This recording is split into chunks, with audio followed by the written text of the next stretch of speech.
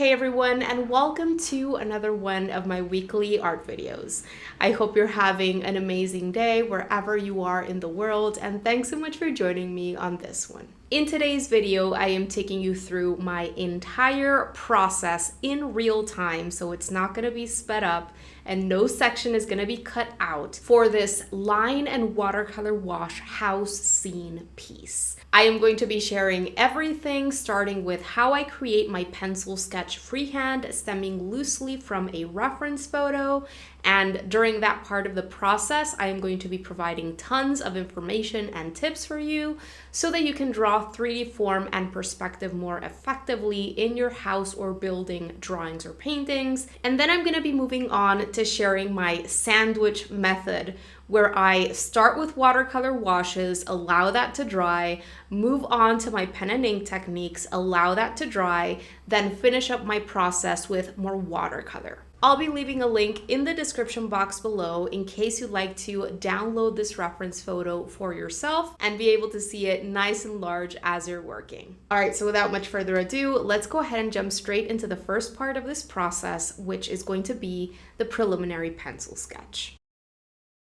Sometimes, whenever I feel that I am going to be sketching something that is a little bit more complex or requires very specific proportions, or I just feel that I'm going to be erasing a lot, I just would much rather draw my outline sketch separately on a separate sheet of drawing paper or a sketchbook, and then transfer my freehand sketch onto my watercolor sheet using tracing paper. And I would recommend you doing it if you don't have practice drawing or sketching houses, or you're having trouble with drawing 3D forms or perspective, things like that, because you don't want to be erasing on your watercolor paper a whole lot, and you definitely don't want to muddy it up with graphite or even damage it or anything like that. So I would highly recommend that if you feel you don't have enough practice drawing, especially houses and 3D forms, just do it separately, and then once you're happy with your outline sketch,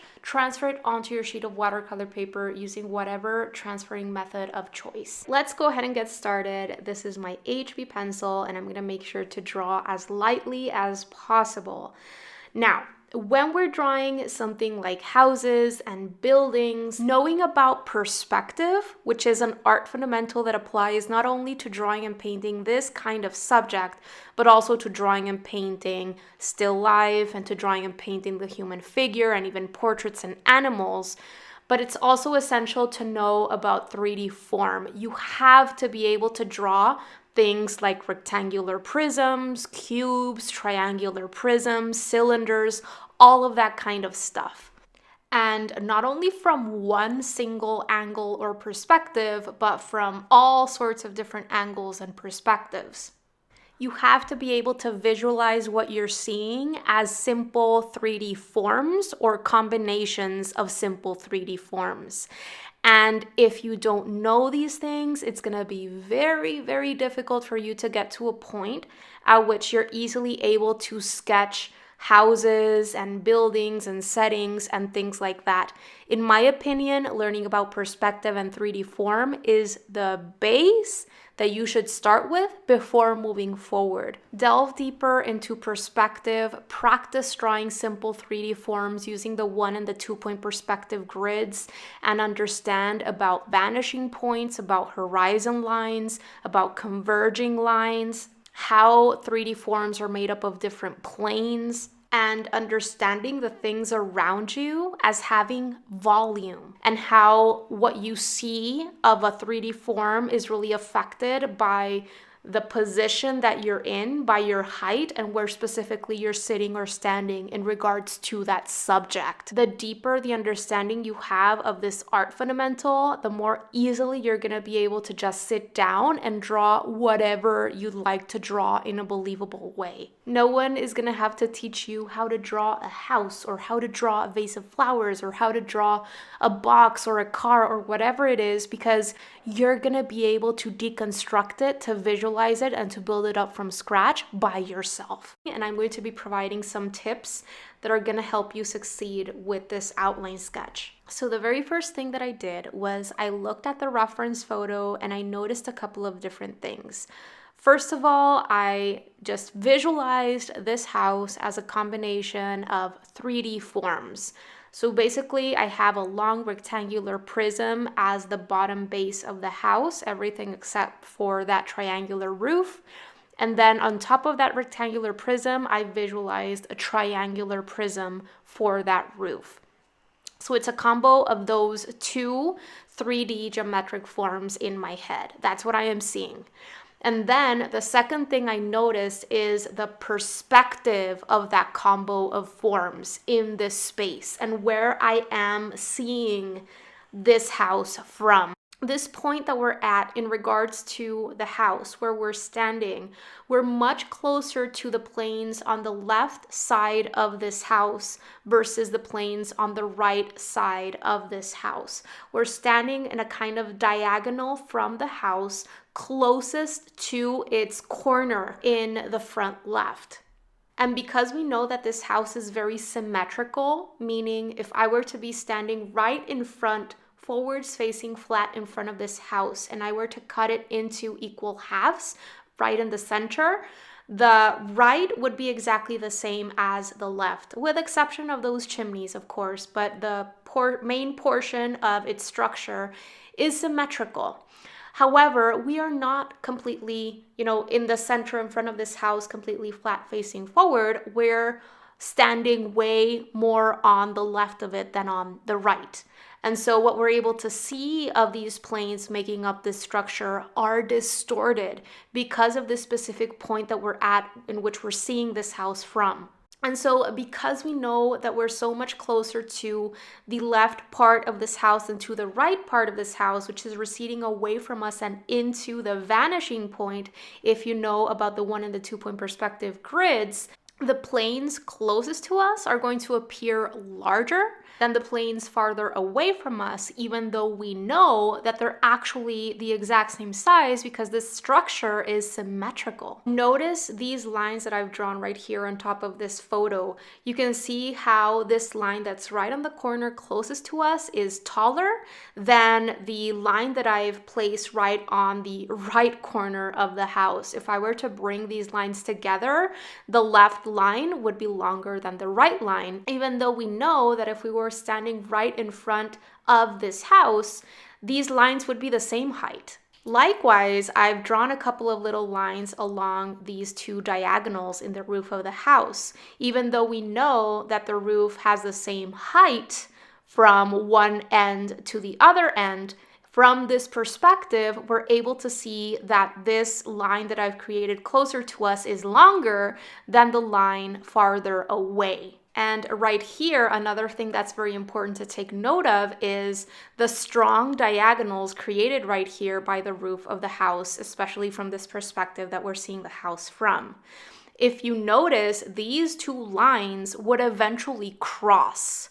These two lines are going way off towards the vanishing point that is way off outside of this image.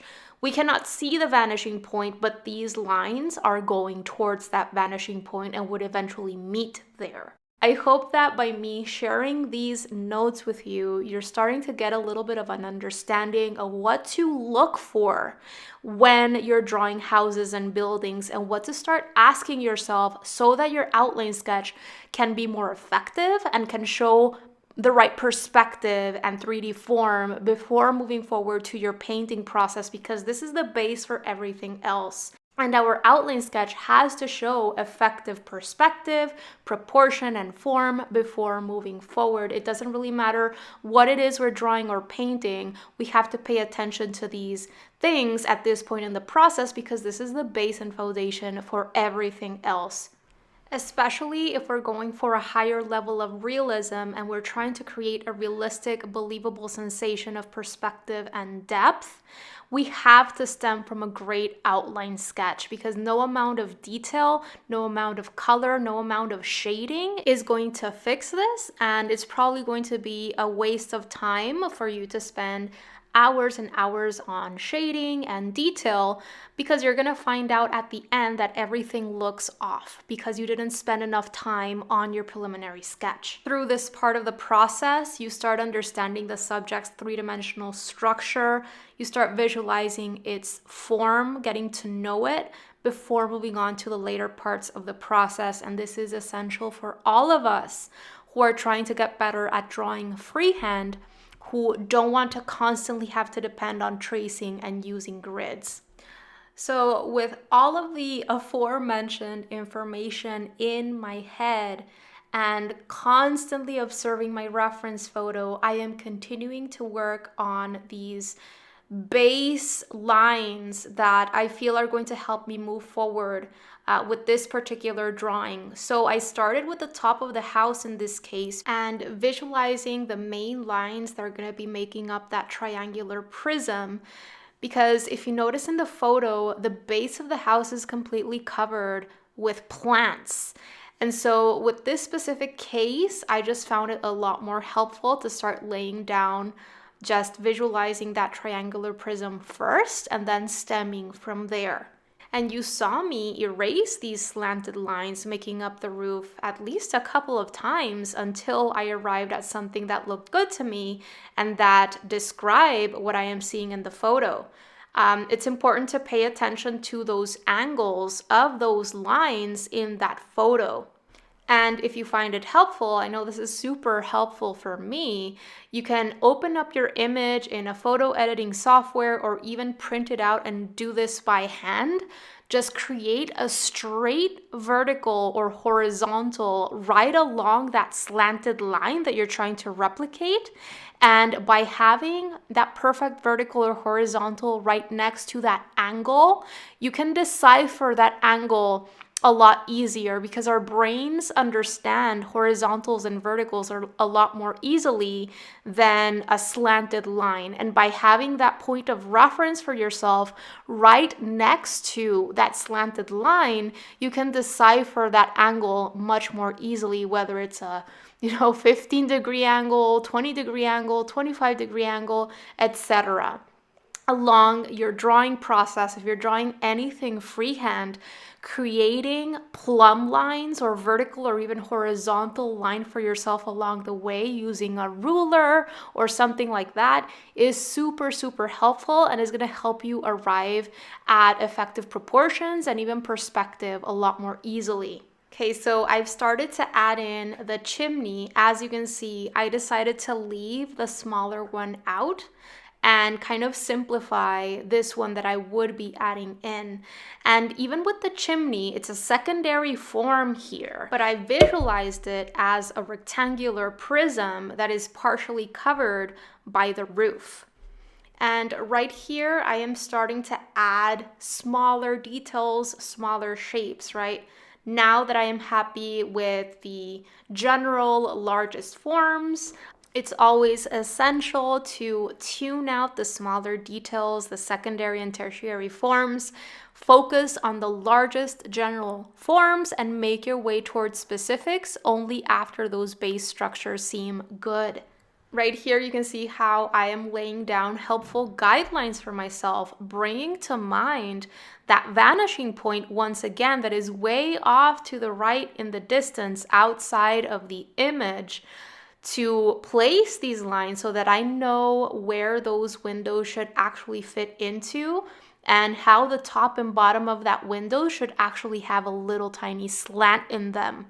I cannot just start drawing in the windows with perfectly horizontal and vertical lines and completely forget about the fact that the top and the bottom of the house are actually slanted lines because of the perspective that we're seeing this house from, because it would break that sense of believable perspective. And yes, in this case, those slanted lines are very, very subtle, but still, it's important to acknowledge them. In terms of the vertical lines on either side of the windows, these are parallel vertical lines, just like the vertical lines in the corners of the house. Those are perfect vertical lines. or as perfect as I could make them completely freehand and without using a ruler. If you wanted to, you could actually bring in a ruler and like take time measuring everything out.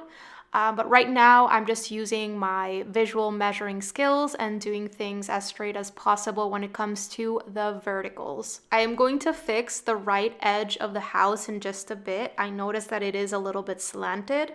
But yes, I just want to take a note of this. The vertical lines are completely straight, and the slanted lines are the ones that converge on the vanishing point. These are things that are going to make a lot more sense when you practice with the 1 and the 2 point perspective grids. Okay, so right here, I am just taking the bits and pieces that I actually want to add in that I see in my reference photo, leaving the things that I don't want to add in out, fixing a couple of things here and there before moving on to the tertiary elements, the supportive elements in this piece, which are going to be the plants and all of the organic irregular elements around the house. I added in those decorative little elements in front of the windows, which I knew since the beginning that I'm going to be painting in with blue. And just a few little details here and there. It's not necessary to go overboard with the amount of detail that you add into this outline sketch. From this perspective, we can also see that thickness created by the wall of the house through the window, and I actually drew that line in. All right, so with the house out of the way, it is now time to move on to adding in the organic irregular elements around the house, which are the plants, the trees, the little path, etc.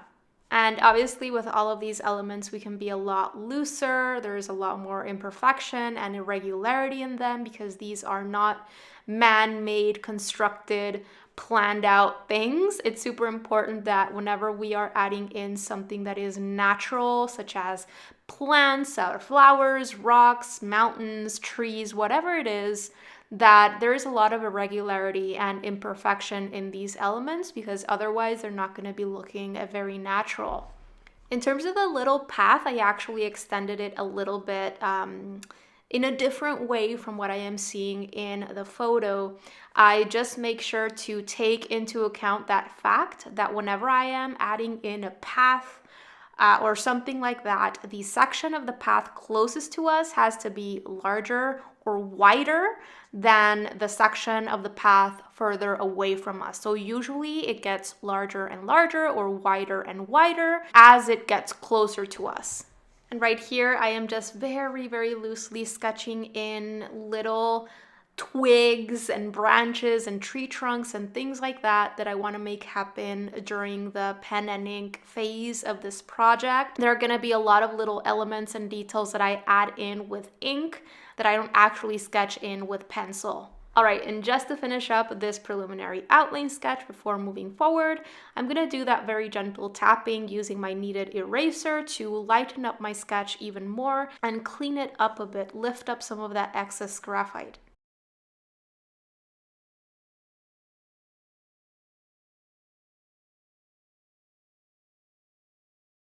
Time to get started with our first washes of color. So I'm going to prepare a couple of colors for myself on my color mixing palette for my sky, and we're also going to be creating the first layer of green under the house in those plants and that grass. So before anything else, we're gonna be painting in the sky section. And this I'm gonna be painting in using cerulean blue and my ultramarine violet. So I have to prepare little puddles of these two colors in separate wells on my color mixing palette. To create my color mixtures, I'm actually using a paintbrush that I'm not actually using for my painting process.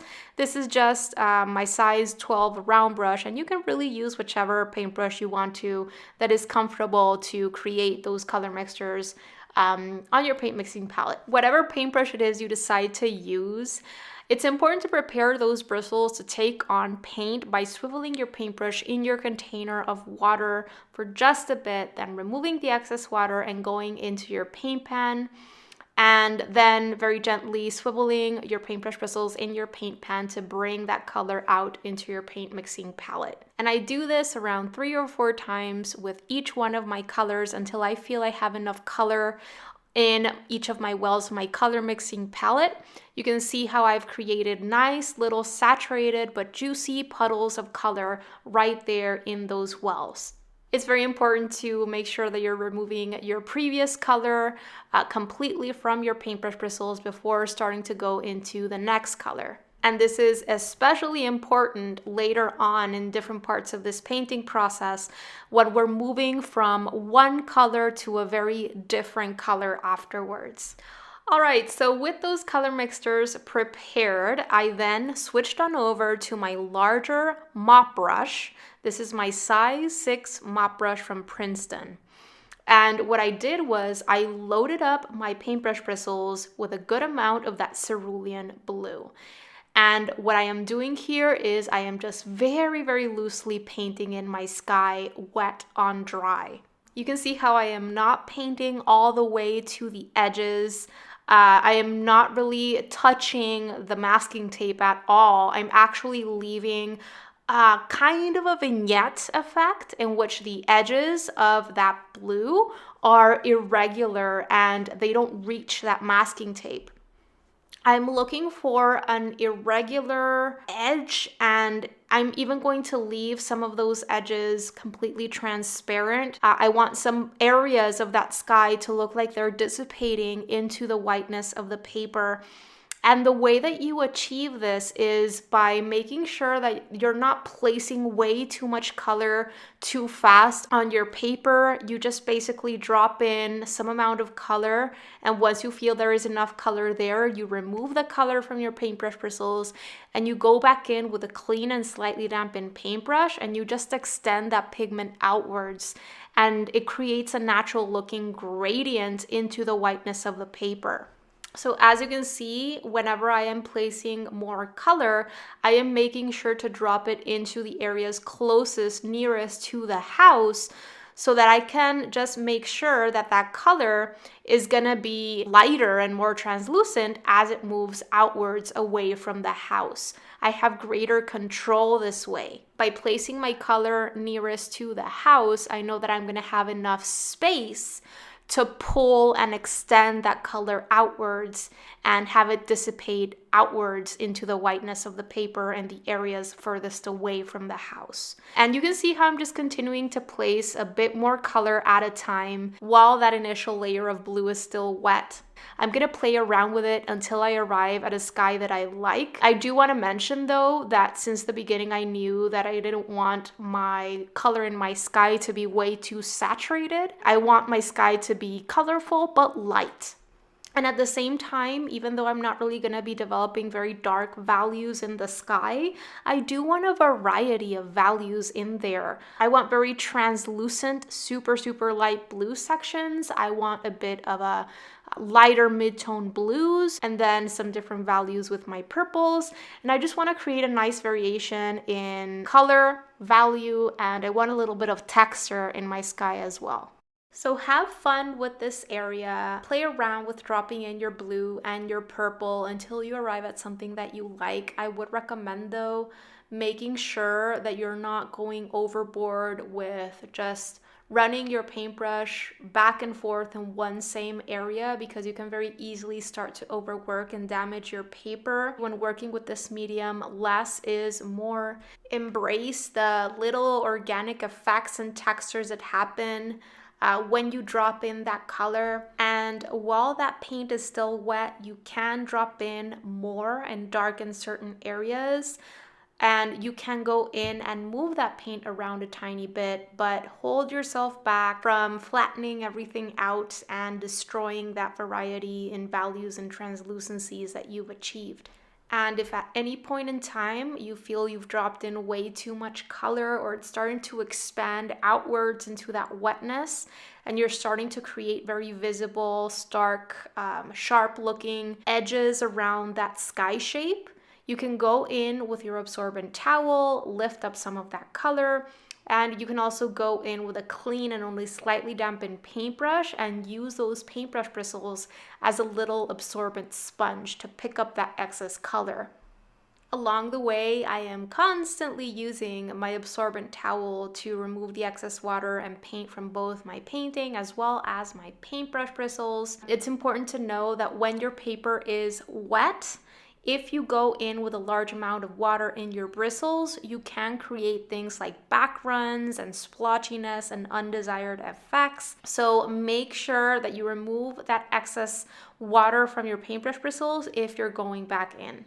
Okay, so I'm getting to a point at which I need to allow everything to dry. I can't really do much at this point in time in the sky. You may or may not have to come back to it later yourself. It all depends on how your sky is going. Maybe you like it the way it is. You can definitely go in and add in an extra wash to darken certain areas or make them more colorful if you want to later after everything has dried. Okay, so for now, I'm gonna jump on over to working on the greens under the house. So I'm gonna prepare a couple of different greens for myself, a lighter green and a darker green. To do this, I have my Indian yellow and my sap green. I removed all of the blue and purple from my paintbrush bristles before getting started with these color mixtures. Both of these color mixtures are a combo of both colors.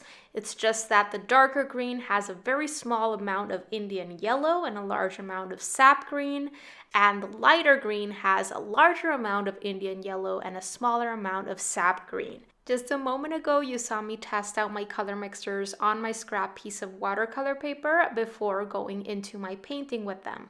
And right here, I am still using my mop brush. I like using the largest brushes in the beginning because they allow me to stay loose and kind of very abstract with these shapes that I'm laying down. So I'm using that largest brush.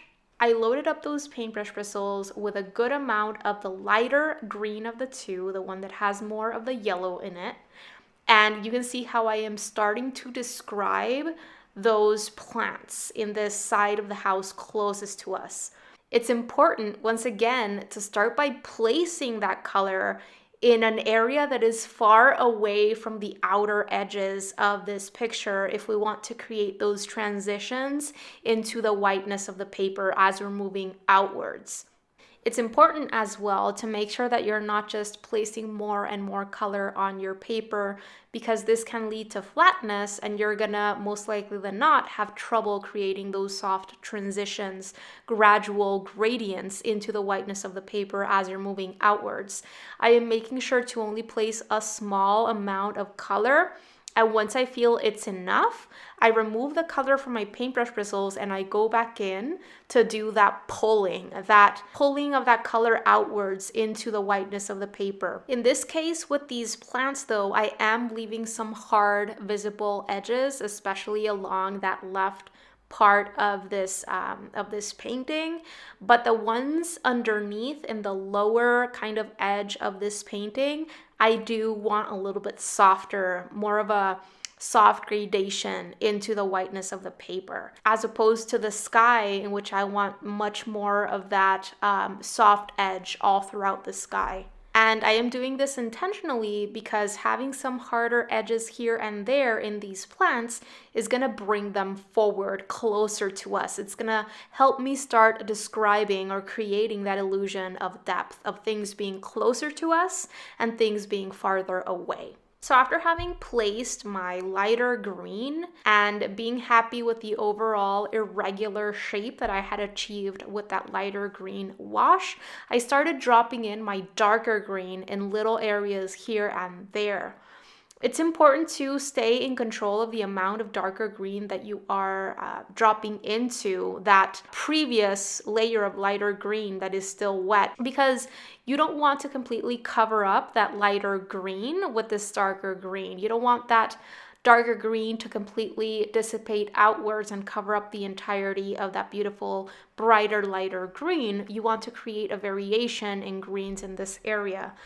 So make sure that you're not just dropping in way too much darker green. When we're drawing or painting something like plants, it's important to notice those edges of those overall shapes created by the plants. Notice how I kept those edges very, very irregular, and I even did a little tiny bit of gentle scribbling motions with just the tip of my paintbrush to even add a little bit of an effect of those leaves kind of randomly sticking out of this general irregular shape. This already helps me describe that texture of those leaves, even at this point. Okay, so I did the exact same thing with the area of grass and plants further away from us on the opposite end of the house. I started with my lighter green, made sure that because this is a smaller area overall than the one that we just painted in, that I went in with a smaller amount of color. And when I felt that I had enough color already there, I removed the color from my paintbrush bristles and I went back in to do that pulling outwards towards the right of my painting. And once I was happy with that initial layer of lighter green, I allowed myself to drop in a little bit more of the darker green, only in the area closest, nearest to the house. And because that paint was still wet, it dissipated outwards into that lighter green, creating nice soft transitions. Once I was happy with those greens, I jumped on over to the sky, which was completely dry by this point, and I added a little bit more color into certain areas. I mostly added some blue in the areas nearest to the house. And I did that technique once again, in which I placed that color nearest to the house, and then I did that moving, expanding outward of that color into the whiteness of the paper as I kind of moved away from the house. I made sure to keep all of the edges very irregular, very abstract, and really just stayed away from blocky, obvious looking shapes or edges. In some cases, I even went in with a semi-dry clean paintbrush and did some scrubbing along those edges there. We are done with the first watercolor section there with the general largest washes of color, and it is time to get started with the pen and ink. As always, and this is actually something that I did off camera here, I would highly, highly recommend doing some practice drills. What I mean by this is practice doing lines and different kinds of marks with whatever drawing pen it is that you're going to be using for this piece on another sheet of drawing paper or scrap piece of paper or wherever you'd like. But it's so, so helpful to actually get comfortable with your pen before going into your actual piece here, because pen is a permanent medium. There is no taking back the marks and the lines that you lay down. And it's so helpful to just get comfortable with your ink before going in. It shows in your line work when you are going in with confidence. You're able to just lay down those lines and marks more loosely and faster, which is going to lead to an overall better outcome. Just make sure that you just do some drills, different kinds of lines, different kinds of shapes. You can even practice different alternative shading techniques such as scribbling, stippling, things that you feel you're going to be using in your piece.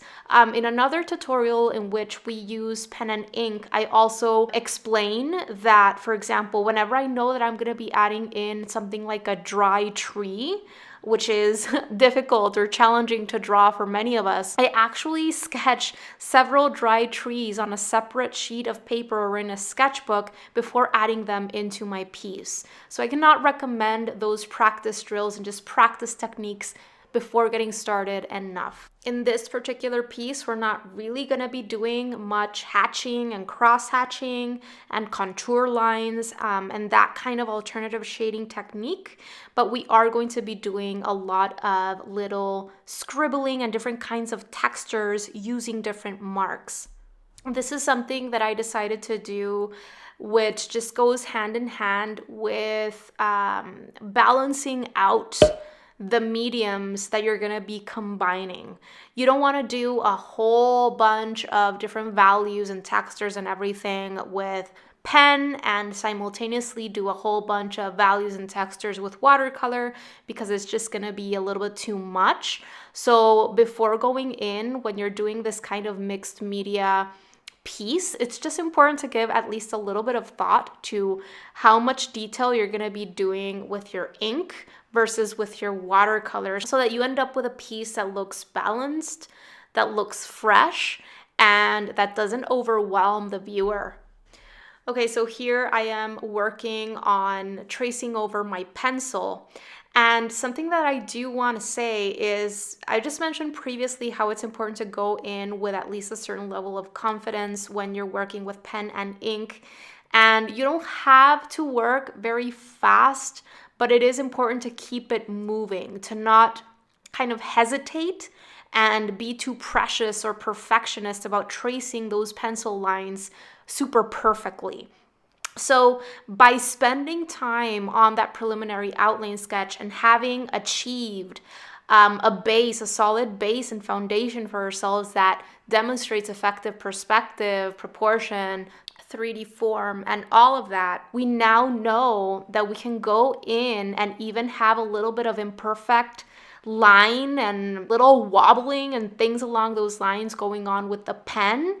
And if we generally stay within that base that we created with the graphite, we're still going to achieve that believable sensation of 3D form and depth. So it's important to go in with some amount of looseness and confidence, and go in with some sort of speed, at least keep it moving, and embrace those little wobbles and imperfections that happen along the way.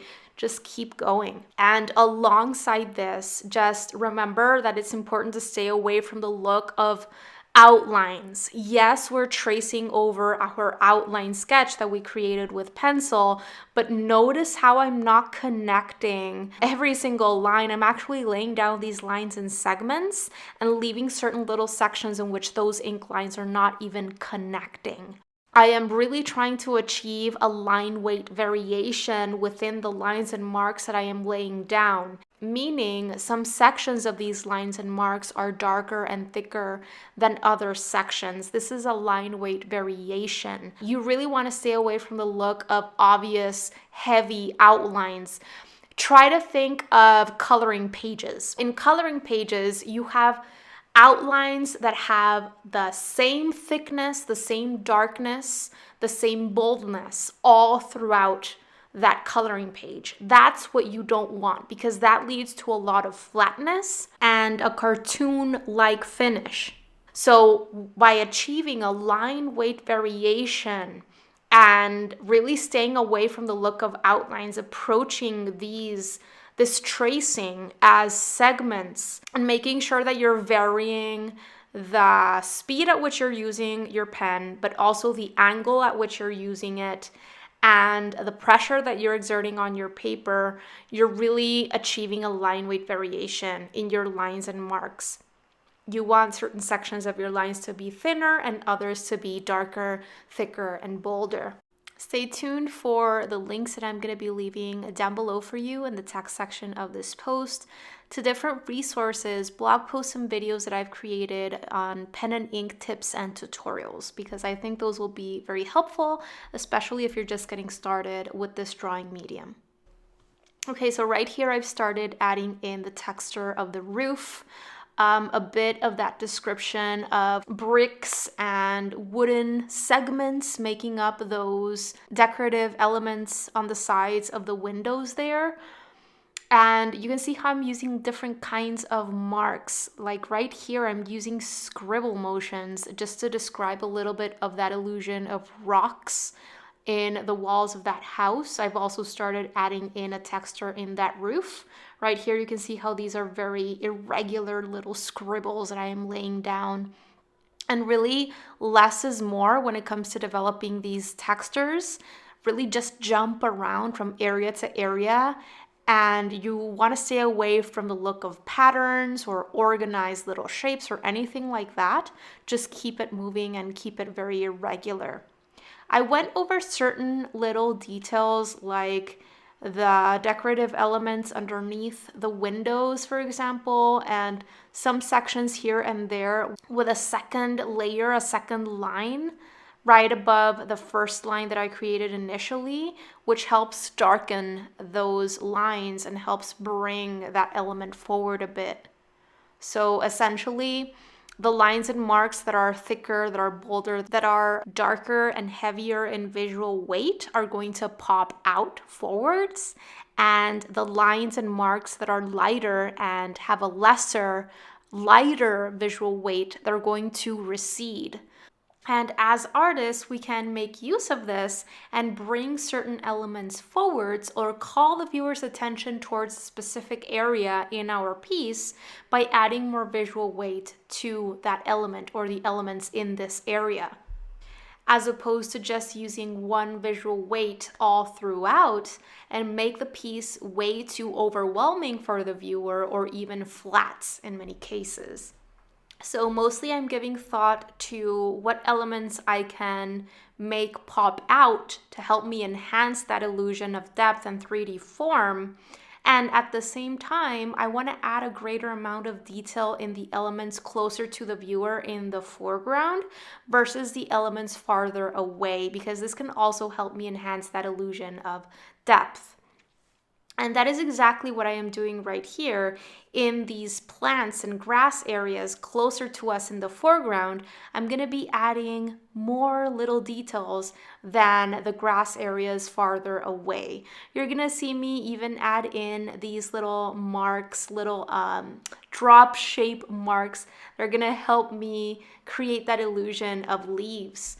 So I use the edges created by that wash of green color to guide me as to where to lay down those ink lines around those plants. And at the same time, I wasn't very precious and precise about following that green shape or those green edges. You can see how I also added in a couple of shrubs and plants closer to us in the foreground, which helped me just create a little bit of a layering effect. Whenever I'm doing something like landscapes or settings, it's nice to give thought to that layering of things in the foreground, things in the middle ground, and things in the background. This way, you can enhance that illusion of open space and depth. And in the case of these smaller shrubs, in some cases, in the area closest to the house, I did use those green edges created by the paint naturally. And in others, in the sections on the lower left corner here, I just visualized an organic shape and just loosely laid down those lines. Right here, I'm continuing to add some lines, some marks, some little shapes, those little tiny drop shapes that I added in different sizes and going off in different directions to help me describe the texture of leaves and plant growth. I basically work from bottom upwards, focusing on that main trunk. And then as I move upwards and outwards into the thinner branches, I just make sure to move my hand quicker and upwards and outwards to create a tapered kind of line to represent that thin branch. So branches usually go from thicker in their bases and get thinner and thinner as it moves outwards away from the main trunk. And by moving your hand and your arm as you're laying down that line quickly and upwards and outwards, you create that natural tapered look into a very, very thin line at the end. All right, you guys, so we are done with the pen and ink. We're gonna move back to working with our watercolor. I started with a fresh container of water, and the first thing that I am doing right here is I am creating a very, very dark gray color mixture. At its most saturated, it should look black. And so the way I created this color was by mixing together my indigo and my burnt sienna. I shifted around the ratios of my two colors in this color mixture until I arrived at a dark gray. If you have more indigo in your color mixture, it's going to look like a dark blue. And if you have more burnt sienna in your color mixture, it's going to look like a dark brown. So you want something in between. So play around with the ratios of your colors in your color mixture until you arrive at a deep dark gray. You can see right there on the top left in my scrap piece of watercolor paper how I've arrived at that dark gray. All right, so the other two colors that I prepare for myself are burnt sienna with a little bit of water in it and indigo with a little bit of water in it. And that is all we're going to be needing. We are going to be using the dark gray to develop some values within the white walls of the house. We're going to be using the burnt sienna to paint in the roof, the chimney, and the brick little decorative elements in the house. And we're going to be using the indigo to paint in the decorative elements around the windows as well as the doors. So we're also going to be using the burnt sienna to paint in the little path in front of the house. All right, so let's do this. This is my size 16 paintbrush that I am preparing for myself. I am making sure that it is nice and clean. And I'm going to go ahead and get started with starting to develop some gray values within the white parts of the house. So I decided since the beginning that the house was going to be white.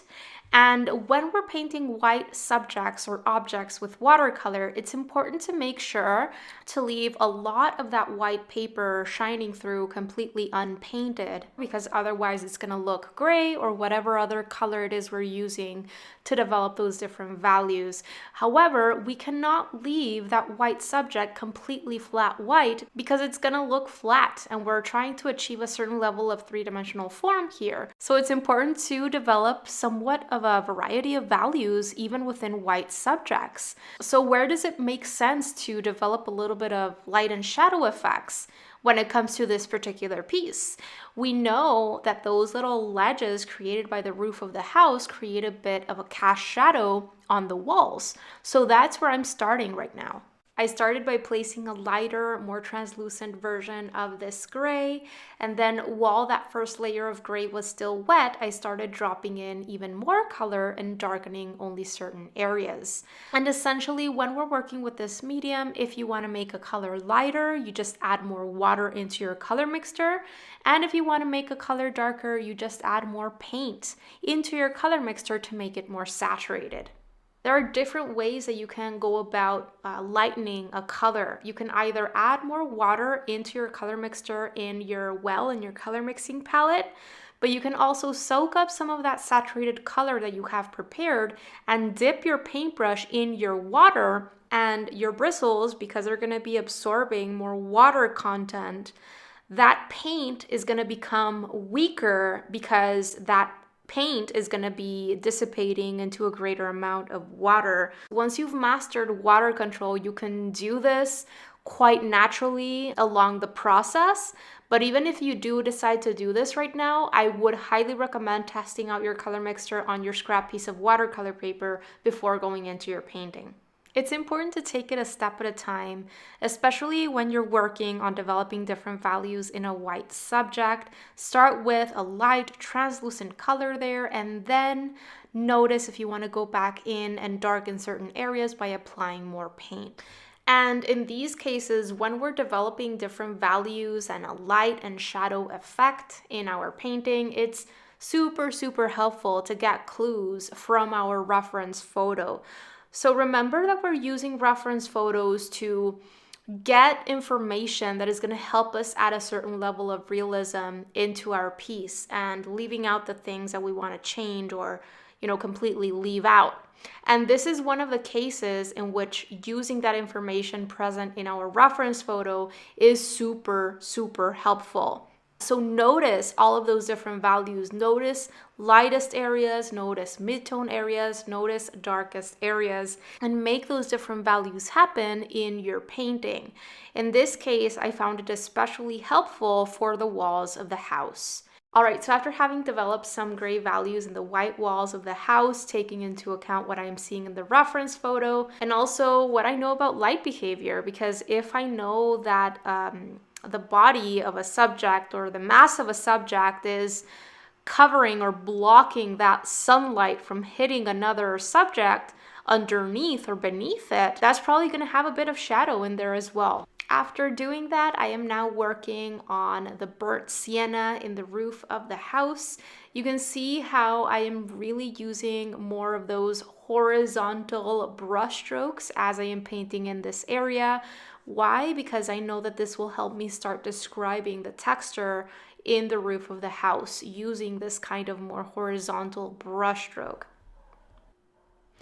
I want you to notice how I'm really trying to develop a wide range of values and translucencies within the roof of the house. By doing this, I am not only enhancing that illusion of light, but I'm also giving this piece a light, glowy feel that watercolor allows. Notice how in many little areas I'm even leaving sections of that whiteness of the paper shining through completely unpainted. I am leaving those intentionally. I am trying to create some sections in which that reddish brown is very, very light and translucent, others in which it's a little bit darker, and then I start dropping in even more of that burnt sienna into areas that I want to darken. This helps me create a wide variety of values and translucencies as opposed to creating a flat wash, which is not really something that I'm looking for. Okay, so right around here, I'm going to start painting in the path in front of the house. And this is, again, the burnt sienna. And in this case, I'm going to get started with placing the color in the section closest, nearest to that door. And then I kind of pull that color outwards. You can see how I very easily have that color dissipate into the whiteness of the paper.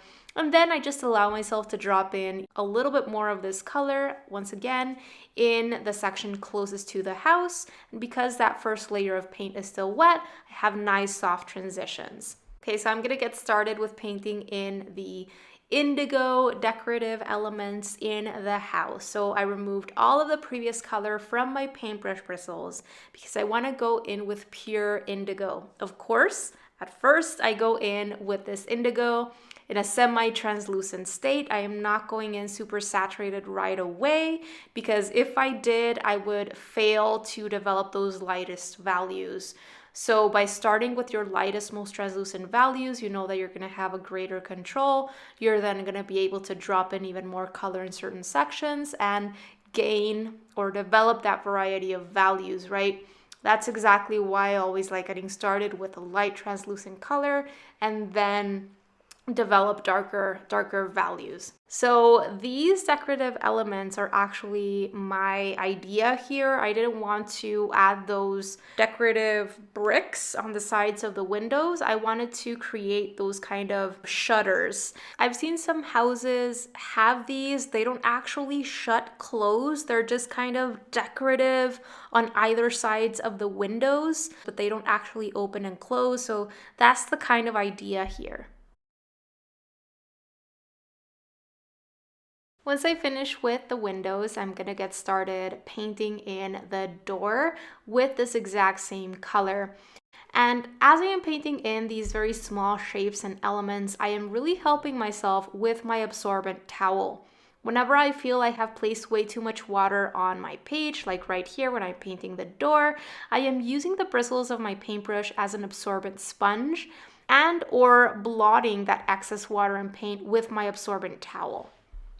Right here, because I am running out of my pure indigo color mixture, I'm just grabbing a little bit more of that color from my paint pan so that I can drop a little bit more indigo in a more saturated state in some areas that I want to darken in that door. Right here, after having placed a little bit more of that saturated blue in some areas in the door, I removed all of the color from my paintbrush bristles by swiveling my paintbrush in my container of water, removing that excess water from my paintbrush bristles, and I went back in to gently move that color around with a clean and only slightly dampened paintbrush. After I was done with the blue details, it was time to get started with painting in the brick decorative elements in the corners of the house. So I removed all of the blue from my paintbrush bristles and I am going to be painting these bricks in initially with the burnt sienna. That's what you're seeing me do right here. And with that burnt sienna layer still wet, I am going to be adding a little bit of indigo into my burnt sienna to darken it a little bit. And I'm going to be just depositing this darker version of the burnt sienna into areas of shadow right beneath the ledges of that roof. So right here, you're gonna see me add a little bit of that indigo into the burnt sienna. I'm gonna test it out on my scrap piece of watercolor paper. You can see how I've deepened and darkened it quite a bit with my indigo. And once I'm happy with that darker burnt sienna, I'm gonna only drop it into areas of shadow. This way, I can create a believable sensation of light and shadow even within these small little elements, which is going to help add to the realism in this relatively loose piece that we're working on today. Before moving on to the next thing that I'm going to be painting in, I take advantage of the fact that I created this dark brown color mixture for myself to just very quickly add in a little bit of shadow effects into other burnt sienna areas, like the chimney here and some little sections of the roof. After doing this, I'm going to remove all of the brown from my paintbrush bristles once again by swiveling my paintbrush in my container of water, removing the excess water, and I am going to get to work on my dark grays once again. I first go into that edge of the roof closest to us and just paint in some light translucent gray because it was looking way too bright white for me, a little bit too flat. And after doing this, I'm gonna go ahead and paint in very, very dark gray in those windows. So I prepare even more of my deep, dark, super saturated burnt sienna plus indigo color mixture because I was running out already. Right here you can see how deep and dark it is. And in the windows, because those are very, very dark values, they're probably the darkest values that I'm going to be creating in this painting, excluding some sections that I'm going to be darkening even further right under the roof ledge closest to us. But anyway, I needed more of that deep dark color mixture, so I prepared it for myself. And what I am doing right here is I am painting in the inside of the house that we're able to see through the windows. I am going in pretty saturated right off the bat because these are very, very dark values that I am painting in.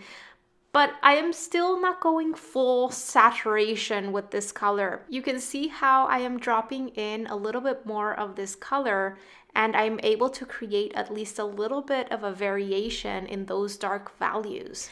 And this is important because especially when you're using a very, very dark color like this dark gray, you can accidentally start creating negative holes in your painting if you lay it down very thick and create a very flat wash with that color. So even in this case, I am making sure to go in, yes, pretty dark, but not super dry right off the bat so that I can still have a little bit of leeway to drop in even more color and create at least a little bit of variation. Super, super important because these areas are so small to stay on top of water control. You definitely don't want to go in with a ton of water or paint in your paintbrush bristles. I'm really trying to work around that detail in the central part of that window and trying to create those little squares. If you ever feel that you're starting to lose control, stop what you're doing, absorb that excess water and paint from your paintbrush bristles by tapping that tip of that paintbrush on your absorbent towel or doing some lifting from your watercolor paper if you need to, using the bristles of your paintbrush as an absorbent little sponge or your absorbent towel. And whenever you go ahead and grab more paint from your paint mixing palette, make sure that you're gently scraping your paintbrush bristles along the wall of, the little wells on your paint mixing palette before going into your painting, because otherwise you can risk just having way too much paint in your bristles or even have some drippage all over the place, and you definitely don't want that. Hopefully you can see how I've even left some teeny tiny little bits and pieces of that whiteness of the paper shining through in some or within some of those gray little squares. These just naturally happened as I was doing those gentle taps with the tip of my paintbrush, and I just embraced them. They actually help just communicate a little bit of a light reflection on those windows, which could make it more interesting. Right here, I'm painting in this reddish brown area that I forgot to paint in before when we were doing the burnt sienna sections and decorative elements. I totally forgot about this area around the door, so I just painted it in. Same thing, I went in initially with a translucent burnt sienna, and then I dropped in a little bit more of that color here and there to create a little bit of a variation there. I then removed all of the brown from my paintbrush bristles, and right here I am going into some areas in that roof ledge, and beneath that ledge, darkening some sections of cast shadow beneath it. So you can see how those grays that I initially laid down along those white walls of the house, they look pretty light by this point because watercolor tends to dry lighter than how it looks when it's wet. So this is something that I often do near the end of my painting process. I come back to certain sections to see if I have to darken little areas within that even further. And that's what I'm doing right here. You can see how I'm going over that dry paint with a second layer of this gray to darken occlusion shadow areas or darker value areas within that larger gray, more translucent area. And this is the same dark gray that we created by mixing together the indigo and the burnt sienna. If for some reason you run out of that color mixture, just make more of it, but make sure to test it out on your scrap piece of watercolor paper before going in, because you don't want to start overlapping a color that is very different. Remember that if it has more brown than blue in it, it's going to look like a dark brown. And if it has more blue than brown in it, it's going to look like a dark blue. And you don't want to start overlapping a dark brown or a dark blue on your gray because it can look pretty weird. After darkening some areas with that dark gray, I switched on over to darkening some areas in the chimney and the roof of the house with a dark reddish brown. And this is just burnt sienna with a tiny bit of indigo in it to darken it even further. Okay, so right here, I'm gonna be adding a little bit more depth in these plants in the foreground. And basically what I am going to do is I am using my size 16 round brush right here just to test out these greens, which I created kind of a while ago in this process. But I am painting in even more green, which is going to help me bring these closer shrubs and plants further forward and kind of separate them from the trees and the plants behind them. I am using the darker green color mixture of the two, so the one that has a bit more sap green than Indian yellow in it. And you can see how I'm just using the lines and marks that I've created for myself that describe those edges of those plants to paint below those lines and marks. All right, you guys, so last little thing that we're gonna be adding here. I changed my water, that's number one, because we're gonna be adding in some greens here in the foreground, and I want them nice and bright. I don't want any of those browns or grays muting out these greens. So I changed my water, and I'm going to show you right here on a scrap piece of watercolor paper the technique that I'm going to be using to loosely describe some sections of trees or leaves that we're gonna have closer to us in the foreground, kind of overlapping the scene here. This is, once again, my size 16 round brush, and all I am doing is I'm gently tapping. In some cases, I am really pressing down that belly of that paintbrush a little bit more, and in others, I'm just barely touching that tip. And you can see how I am shifting my paintbrush angle in all sorts of different directions and really changing the position of my hand to create that irregular look of leaves. You want smaller leaves and bigger leaves, and you want them to go off in different directions. So really play around with the position that you're using your paintbrush in, and also the angle that you're using, and how much of those bristles you're actually pressing down, and how much of those bristles is coming into contact with your paper.